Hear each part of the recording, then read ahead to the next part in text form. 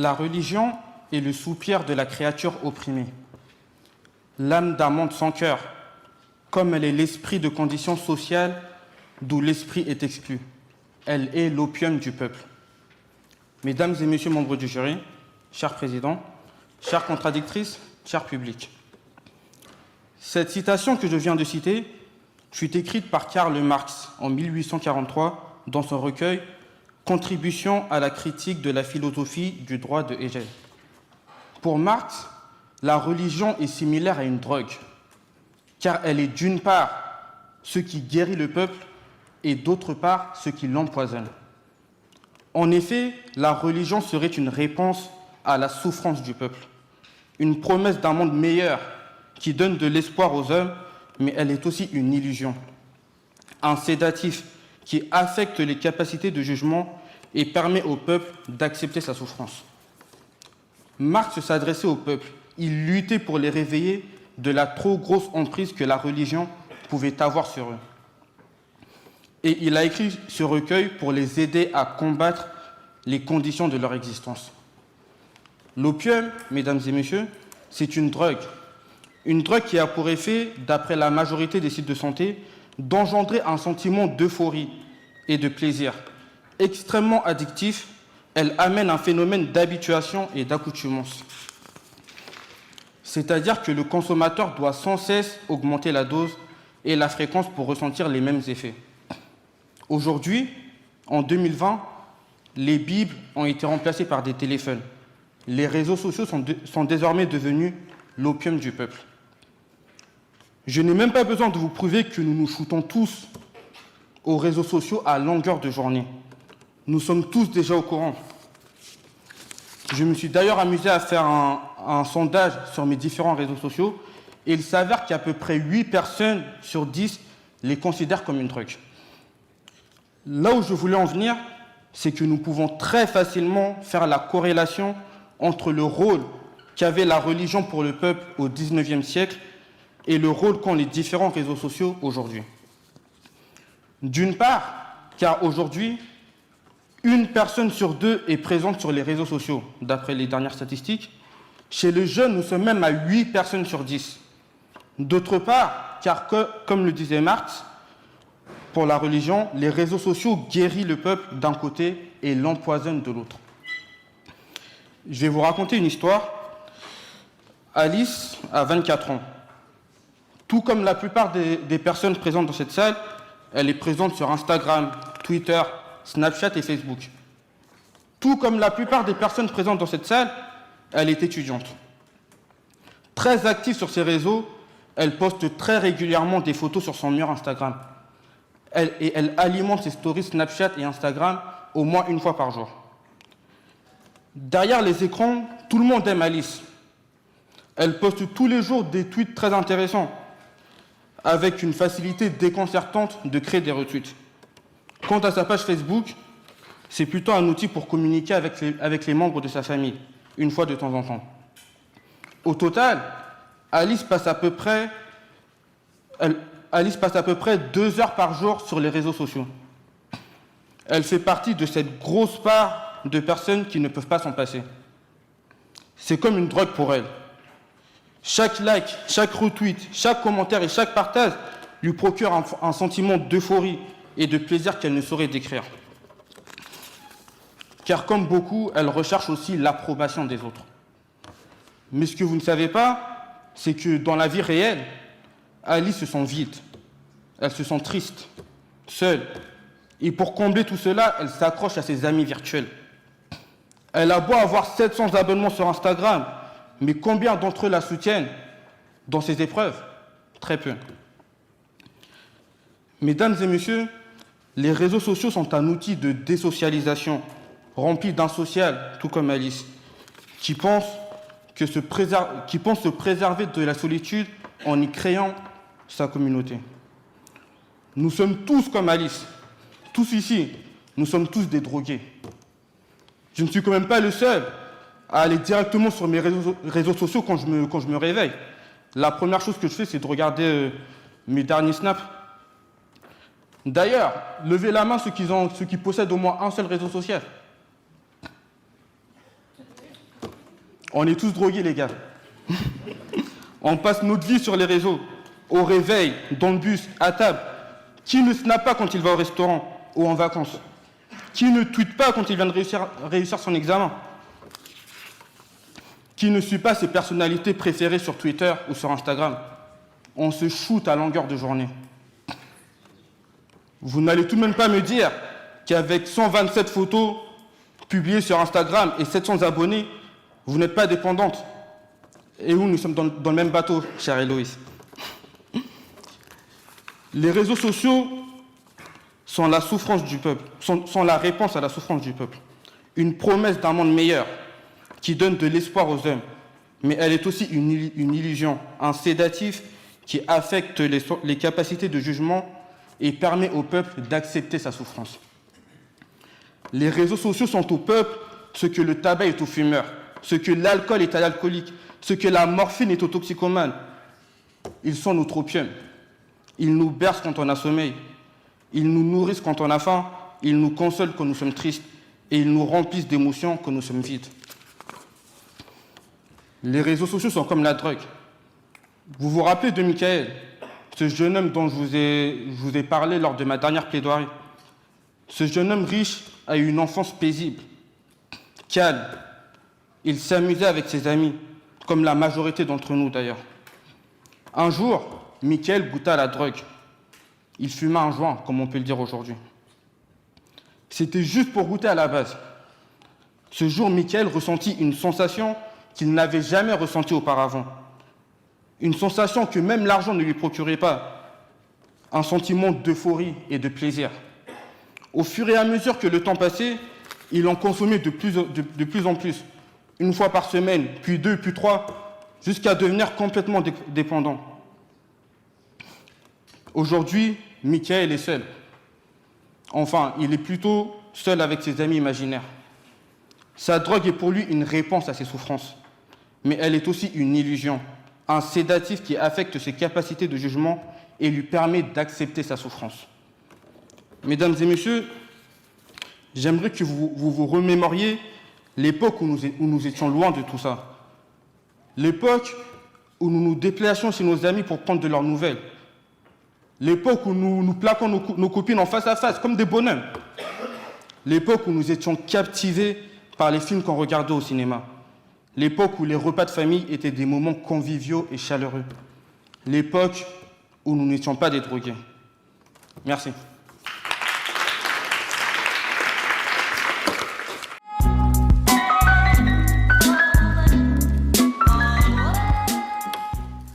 Il me semblait que, pour la première fois, je me tenais à distance et en dehors du tumulte de la vie. Que le vacarme, la fièvre et la lutte étaient suspendus. Qu'un répit était accordé aux secrètes oppressions de mon cœur. Un repos férié, une délivrance de tout travail humain. Ô juste, subtil et puissant opium, tu possèdes les clés du paradis. Monsieur le Président, Mesdames et Messieurs les membres du jury, chers contradicteurs et chers publics. Cet extrait, tiré du poème Volupté de l'opium de Charles Baudelaire, nous plonge dans un monde parallèle lié à l'opium et à ses effets ascensionnels. Les réseaux sociaux sont-ils l'opium du peuple? La réponse me semble évidente. Non. Non, ils ne le sont pas. Mais avant de vous en persuader, les termes se doivent d'être expliqués. L'opium, provenant des graines du pavot, est utilisé comme stupéfiant. Il était notamment répandu au Moyen-Orient pour détendre, soulager et utilisé lors des rites spirituels. Dans son usage détourné, il est généralement fumé ou avalé, engendrant ainsi un sentiment de plaisir et d'euphorie, détrônant ainsi Tinder et son plaisir trompeur. Les réseaux sociaux, eux, des signes Internet et d'applications mobiles, permettant aux utilisateurs de se constituer un réseau d'amis. Pour ce qui est du peuple, je n'eus qu'à reprendre mes cours de première année. Le peuple est l'ensemble des individus constituant une nation, vivant sur un même territoire, soumis aux mêmes lois et aux mêmes institutions politiques. Non, les réseaux sociaux ne sont pas l'opium du peuple. Ils ne le sont pas car, premièrement, Au sens strict du terme, on s'aperçoit aisément qu'une drogue ne peut être égale à un réseau social. Ils ne le sont pas, car secondement, ils ne sont pas utilisés pour les mêmes raisons. Et Karl Marx nous le prouvera. Tout ceci n'est qu'une question de surconsommation. Non, en effet, les réseaux sociaux ne sont pas l'opium du peuple, puisqu'ils ne sont pas une drogue au sens propre du terme. Dois-je vraiment vous rappeler les effets d'une consommation de drogue sur la santé ? Même si certaines personnes pourraient considérer que les réseaux sociaux peuvent nous rendre accros, qu'ils en deviennent alors une drogue, n'oubliez pas que ce genre d'addiction n'est qu'une illusion. Avec l'opium, l'usager ressent rapidement un effet relaxant et anxiolytique, sédatif même, lui procurant un bien-être intense. Mais à plus forte raison, il peut même provoquer des hallucinations. Pas sûr que Facebook vous fasse le même effet. Les réseaux sociaux n'atteignent pas directement le corps. Ce ne sont que des éléments virtuels, impalpables, des images pixelisées qui nous blessent parfois, qui nous heurtent d'autres fois et qui poussent même parfois au suicide en cas de désarroi. Combien d'histoires d'harcèlement entendons-nous de nos jours ? Ce ne sont plus les fleurs du bien, mais bien l'épine du bien. Malgré ses effets sur la santé, l'opium n'entraîne pas la mort. Non. Ils entraînent une sensation de satisfaction dans un premier temps, d'émerveillement. Et c'est pour cette raison que leurs utilisations diffèrent. L'opium plonge son consommateur dans une douce béatitude, alors que les réseaux sociaux ont un penchant pour la bêtise, coulant son utilisateur dans les limbes et leur infinitude. L'opium. Cette drogue tant appréciée par les artistes, Baudelaire, le Marquis de Jade, Jean Cocteau, Oscar Wilde, cette drogue, les dirigeant vers un paradis artificiel. Une drogue qui calme, qui détend, et qui repousse vos tourments pour les transformer en doux moments. À travers elle, les artistes recherchaient l'inspiration pour s'évader de la réalité, la traverser, la transfigurer, et en faire une œuvre, une machine, parfois infernale. Et cela se retrouve dans de nombreux récits, comme Tintin et son lotus bleu, comme Ulysse et les lotophages. Et son auteur, tel Black Opium, charme notre odorat, tourmente nos envies et nous envoûte avec alchimie. Et puis, si l'on considère vraiment que les réseaux sociaux sont le nouvel opium du peuple, d'autres choses peuvent également le devenir. La musique, avec tous ces AirPods connectés nous coupant de l'instant présent, la nourriture surconsommée, les séries Netflix détrônant le film de notre vie. Les réseaux sociaux sont-ils l'opium du peuple ? Cette phrase est loin d'être anodine. C'est une réécriture de celle prononcée par Karl Marx des années auparavant. La religion est l'opium du peuple. Mais pourquoi cette citation ? Peut-on les relier ? Et quels sont les effets des réseaux sociaux ? Sont-ils les mêmes que la religion ? Non. La religion calmait le peuple, elle l'endormait. Les réseaux sociaux, eux, le révoltent. Pour Karl Marx, l'homme doit se concentrer sur les conditions matérielles de la vie, tandis que la religion, privilégiant spiritualisme et travail de l'âme, s'y oppose radicalement. Les réseaux sociaux, eux, sont le temple du matérialisme. Voyez toutes ces stars de télé-réalité pleines de faux semblants, nous montrant un nouveau sac à main, voyages et enfants, villas en bord de mer, repas gastronomiques et pilules minceurs envahissent nos écrans. Tout ceci est bien loin d'être propice à la spiritualité religieuse. Pour lui, la religion permettait de canaliser les hommes. Trop occupés à vivre conformément aux maximes du livre sacré pour s'assurer une place dans le paradis céleste, une fois leur heure sonnée, ils ne pouvaient dépenser leur énergie à se battre pour faire de leurs heures éphémères un paradis terrestre. Non, les réseaux sociaux ne sont pas l'opium du peuple si on le relie à cette vision, puisqu'ils sont bien loin de détourner de la révolte, de rendre l'homme docile et fébrile. Bien au contraire, ils engendrent la lutte. Les réseaux sociaux peuvent mener à la contestation. Ils créent des mouvements, des rassemblements, des soulèvements. Printemps arabe, gilets jaunes, réforme des retraites. Avec les réseaux sociaux, les individus peuvent enfin s'exprimer. Ils ont trouvé leur voie. Pensez-vous sincèrement que l'homme aujourd'hui, l'homme multiconnecté, n'aurait pas vu cet outil s'offrir à lui comme la nouvelle pierre angulaire de sa dissidence ? Cet outil, c'est le sien. Celui qu'il attendait depuis des décennies pour remplacer les pavés et les pétards. À quoi bon les discours en place publique quand un statut Facebook suffit ? À quoi bon les lettres ouvertes quand on peut répondre à @Gilles Le Breton sur Twitter? Nul besoin d'ailleurs de savoir manier les mots comme Émile Zola pouvait le faire pour exprimer ses mots en 140 caractères. Plus besoin non plus de sortir en boîte de nuit pour être séduit. Il suffit juste d'un profil instagrammable pour trouver un amour enflammable. L'effervescence des sites de rencontres vous le prouve bien. L'amour algorithme est à la mode. Tinder, Mythique, adopteunmec.com ne se sont jamais portés aussi bien. À quoi bon les interventions télévisées quand on peut se faire un live sur Instagram? Plus besoin non plus de grands talents d'organisation quand la création d'un événement Facebook permet de réunir les foules et les passions. Ça aurait quand même été beaucoup plus simple de créer un événement On retourne la Bastille en 1789. Bref, vous l'aurez compris.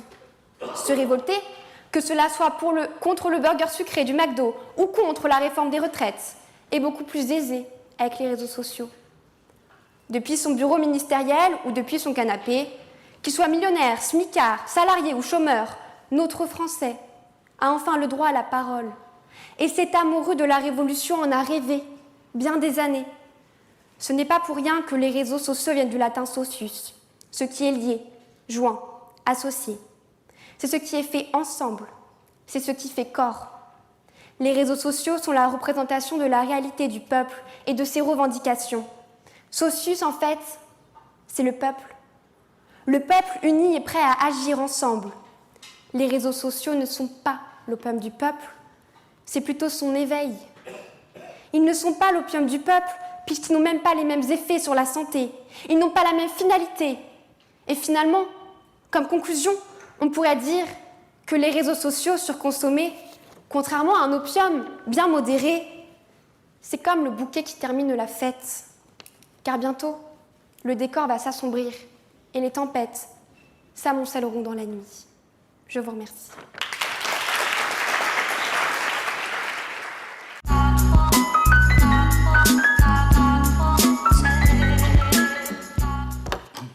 Je vais reprendre un paragraphe que j'ai cité tout à l'heure.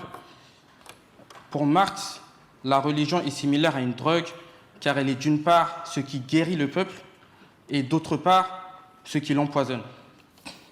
Ma contradictrice a beaucoup appuyé son discours sur les effets positifs des réseaux sociaux, tels que les manifestations, un outil pour pouvoir s'exprimer. Karl Marx disait aussi que la religion était d'une part ce qui guérit le peuple. Les réseaux sociaux, grâce à leur faculté de pouvoir laisser les gens s'exprimer, guérissent aussi le peuple. Ma contradictrice a aussi souligné le fait que l'opium provoquait des hallucinations. Les réseaux sociaux aussi procurent des hallucinations. Par exemple, je prends par exemple les influenceurs qui, par exemple, d'un coup passent de 1000 abonnés à plusieurs centaines de milliers d'abonnés. Ils sont dans une sorte d'hallucination, car ils voient les gens sans cesse venir leur faire des compliments, etc. Et grâce à tous ces discours que les personnes leur font, ils vont croire à ce que les gens leur disent. Ils sont dans une sorte de coquille. Ma contradictrice a dit que les réseaux sociaux sont un outil de bêtise. Je ne pense pas que LinkedIn, par exemple, soit un outil de bêtise, car plusieurs d'entre nous cherchent des stages ou du travail sur LinkedIn. C'est un outil professionnel.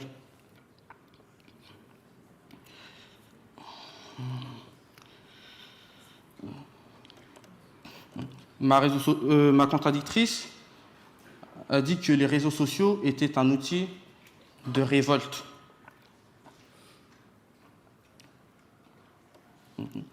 Je ne pense pas qu'une photo publiée sur Instagram, comme vous le faites souvent, fasse soulever des foules.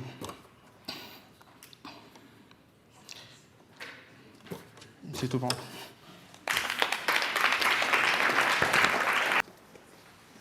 Chers contradicteurs, je vous remercie. À ce que j'ai cru comprendre, vous avez beaucoup été sur mon profil Instagram et je vous en remercie. Tout d'abord, J'ai peut-être dit que cela était lié à la bêtise, et vous me répondez que LinkedIn est un réseau social utile pour trouver un stage ou un emploi. Certes, mais tout dépend de la manière dont on les utilise. Facebook aussi peut être utile. Tout est une question de consommation, de savoir ce qu'on peut publier et ce que l'on ne peut pas. Ensuite, vous m'avez dit que les réseaux sociaux rendaient accro, et donc que ça avait les mêmes effets que l'opium. Je ne trouve que ce n'est pas vraiment le cas. Ce n'est pas une vraie addiction. L'opium peut donner des crampes musculaires, des nausées, des bâillements, des larmes aux yeux, peut même dérégler le cycle menstruel. Je ne suis pas sûre que les réseaux sociaux peuvent faire tout ça. En fait, l'opium, ça attaque directement le corps. Les réseaux sociaux, c'est des effets virtuels, agissant plutôt sur l'esprit. Ensuite, vous m'avez dit que j'avais montré que les effets positifs des réseaux sociaux. Or, dans ma première partie, j'ai également démontré qu'ils pouvaient parfois être nocifs. En effet, tout dépend du point de vue où l'on se place, de la manière dont on les utilise. Enfin, vous m'avez dit que pour Karl Marx, c'était une drogue qui calmait le peuple et qu'elle l'endormait, et donc c'était comme les réseaux sociaux. Ce ne serait pas vraiment le cas, parce que l'opium, c'est une drogue qui calme et qui est propice à la création, certes. Le peuple, lui, n'est rarement calmé. Il consommerait plutôt de la cocaïne à la rigueur, une drogue qui donne confiance en soi et puis qui, une fois les effets escomptés, vous fait redescendre sur Terre, entraînant alors un réveil brûlant avec une réalité qui s'impose à nous. Je ne suis pas spécialement partisane des drogues, mais si vraiment vous souhaitez qualifier les réseaux sociaux de drogue, ce serait plutôt de la cocaïne, je pense. Ensuite, je suis désolée, mais je pense tout de même que les individus savent faire la différence entre leur vie, la vraie vie, et la vie qu'ils ont sur les réseaux sociaux. Ce ne sont pas le nouvel opium du peuple. C'est une illusion, c'est une déformation de la réalité. Ils vivent une vie par procuration, comme aurait pu le dire Jean-Jacques Goldman, mais la vraie vie, elle ne peut être appréhendée, elle ne peut se voir devant nos yeux, elle se sent matériellement, charnellement. Les réseaux sociaux ne peuvent pas entraîner tout ça.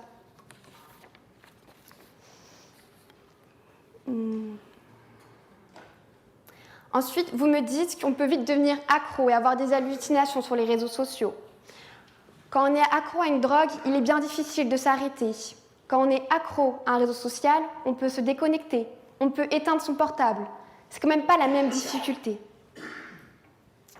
Enfin, en outre, n'en déplaise à Karl Marx, il considérait que la religion et l'opium détournaient les individus de l'injustice. Les réseaux sociaux, eux, à travers ces publications, les textes, les photos, les vidéos, mènent à une interaction. C'est un moyen de communiquer à travers tout ce monde. Et sans eux, le peuple n'aurait plus sa voix. Je vous remercie.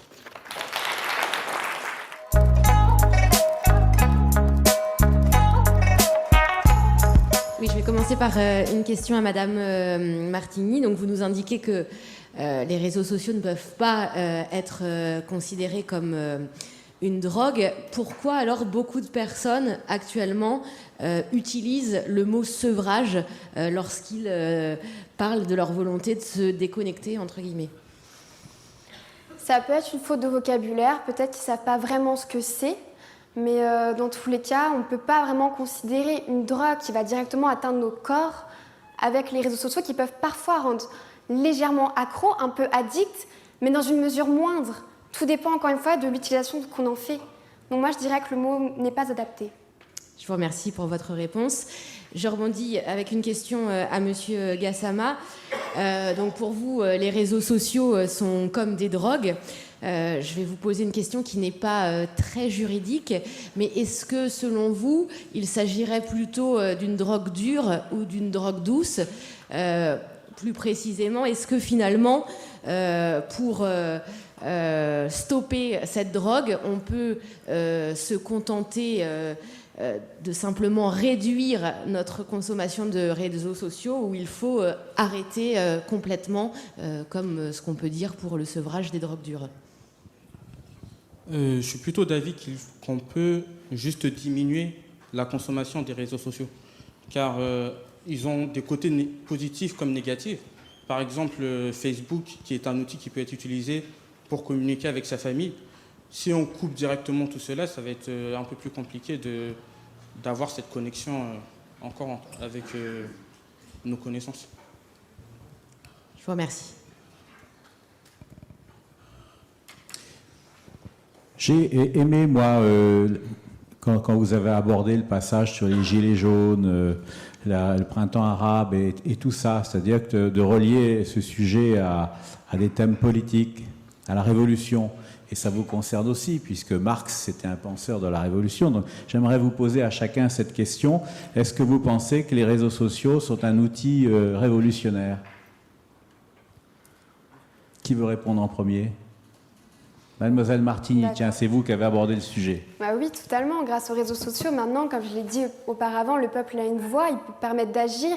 Et même s'il ne peut pas forcément se rendre à Paris pour manifester, il peut se connecter et voir en live ce qui se passe, participer lui aussi, commenter, donner son point de vue. Et il y a des années auparavant, il y avait des tas de personnes qui ne pouvaient pas forcément exprimer leurs pensées. Ils la pensaient, mais ils ne pouvaient pas le dire, ils n'avaient pas de moyens pour le dire, ça restait seulement pour eux. Maintenant, avec les réseaux sociaux, ils ont enfin le droit à ça. On part tous égaux, on peut, quels que soient nos ordres sociaux, qu'on soit pauvre, riche, smicard, peu importe, on peut s'exprimer. Et c'est ça la révolution, c'est avoir le droit de dire ce qu'on pense, le droit de se révolter, le droit de faire connaître ses droits. Et vous, Monsieur Gassama? Je suis aussi d'avis que les réseaux sociaux sont un outil révolutionnaire, car ça permet aussi au peuple d'avoir une voix. Par exemple, j'ai souvent vu sur Twitter des personnes dénoncer des faits qui, par la suite, ont donné suite à des condamnations. Et je pense qu'avant les réseaux sociaux, ça devait être beaucoup plus compliqué d'avoir ces résultats-là. Donc je suis d'accord sur le fait que c'est un outil révolutionnaire.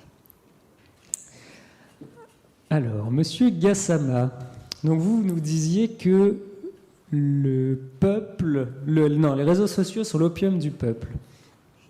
Et par conséquent, Karl Marx lui nous disait que c'était la religion. Du coup, je me demande, est-ce que Mark Zuckerberg est un gourou? Oui. J'ai vu dans un article que Mark Zuckerberg ne voulait pas que ses enfants utilisent les réseaux sociaux. Donc, je pense bien que c'est un gourou car il préserve lui-même ses enfants de l'outil qu'il a créé. Donc, si par exemple demain il dit suicide collectif de tous ceux qui ont un compte Facebook, comme ça arrive par certains gourous, est-ce que tout le monde va suivre aveuglément leur gourou? Il peut le faire en étant, c'est un homme assez intelligent quand même, car il ne va pas avoir son résultat directement, mais en créant des outils, par exemple, qui pourraient peut-être amener les gens à faire ça, il peut arriver à ce résultat-là. D'accord. Difficilement, mais c'est possible. Et alors, juste une toute petite dernière question. Vous nous disiez qu'une photo sur Instagram n'avait jamais fait des révolutions ou quelque chose dans l'idée. Je ne me rappelle plus les mots exacts. Mais que faites-vous, par exemple, de la photo, il y avait eu il y a quelques années, c'était un enfant tout jeune qu'on avait retrouvé, malheureusement décédé sur une plage en essayant de passer la Méditerranée, ou même encore avant, je crois que c'était sur la place de Tiananmen. Alors, c'était pas les réseaux sociaux, ça n'existait pas encore, mais c'était la presse, et ces photos, quand même des symboles. Donc, au final, qu'est-ce que vous en pensez de ça? Bonne question.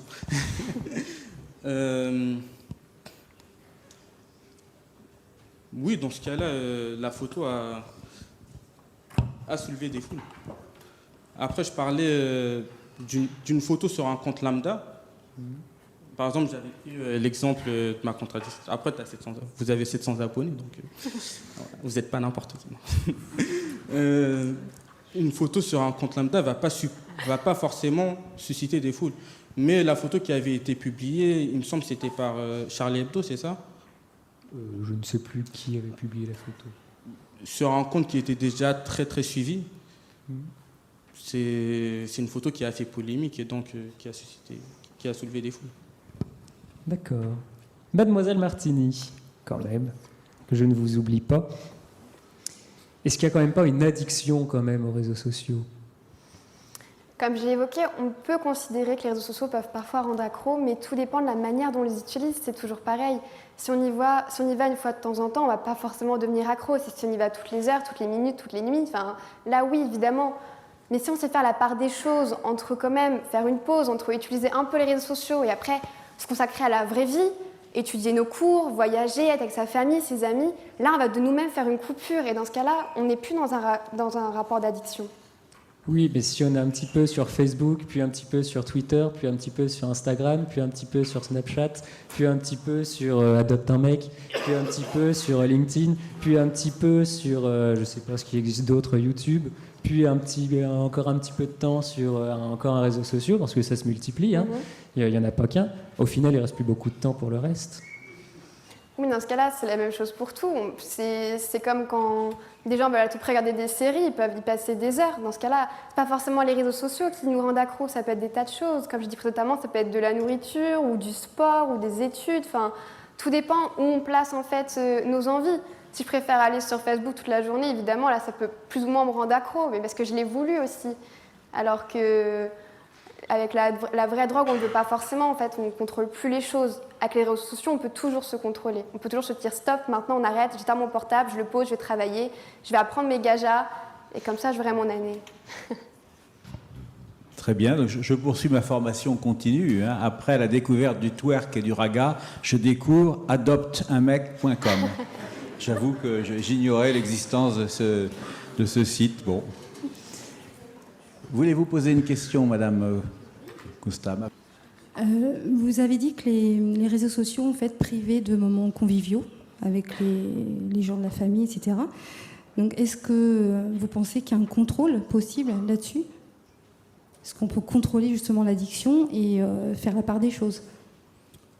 Je pense que, par exemple, en interdisant, en mettant des interdictions, par exemple, je ne sais pas, vous dites à votre enfant de ne pas utiliser les réseaux sociaux à table, ça peut être contrôlé, mais dans tous les cas, quand il va sortir de table, il va retourner sur ses réseaux. Donc c'est compliqué. J'ai vu une statistique sur un blog qui disait que 2/3 des personnes se disaient ne pas pouvoir se passer des réseaux sociaux. Donc c'est très compliqué d'arrêter, de couper tous ces réseaux. Puis de se consacrer à autre chose, c'est quelque chose qui est très compliqué aujourd'hui. Vous avez dit qu'il est plus difficile en fait d'arrêter d'être sur les réseaux sociaux plutôt que d'arrêter une drogue. Oui. C'est ça ? Oui, j'ai dit ça. Voilà, parce que la drogue atteint le corps, oui. Mais est-ce que les réseaux sociaux n'atteignent pas aussi une partie du cerveau ? Est-ce que le cerveau ne fait pas partie du corps ?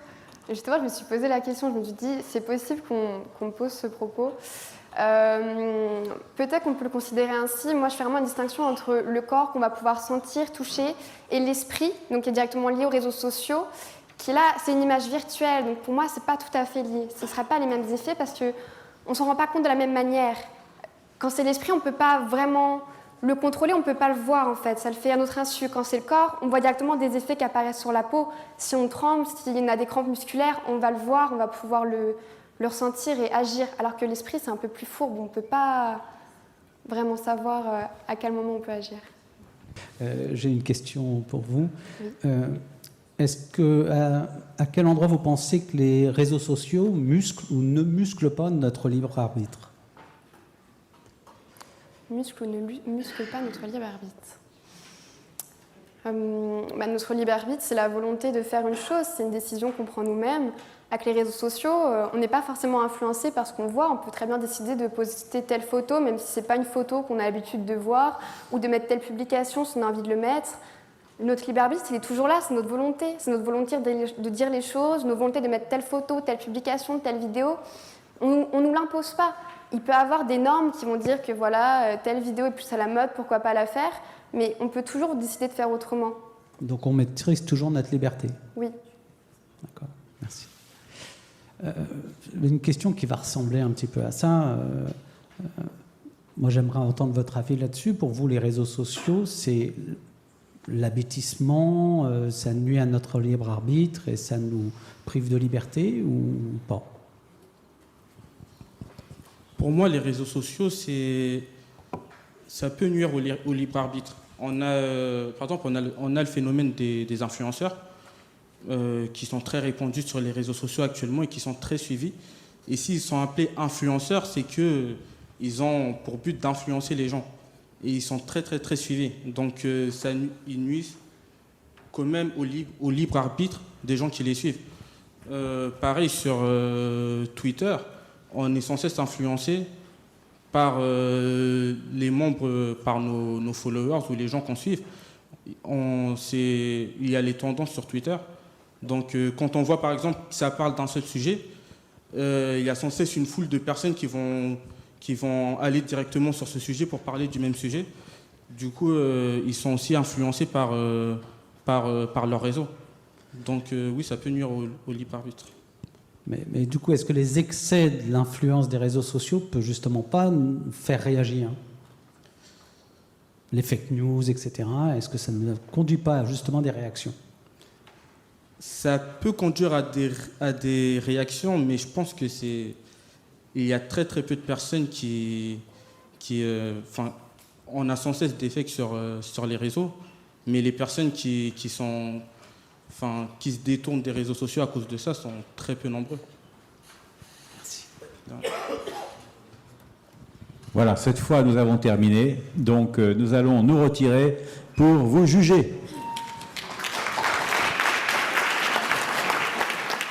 Ba da ba da ba da ba da ba.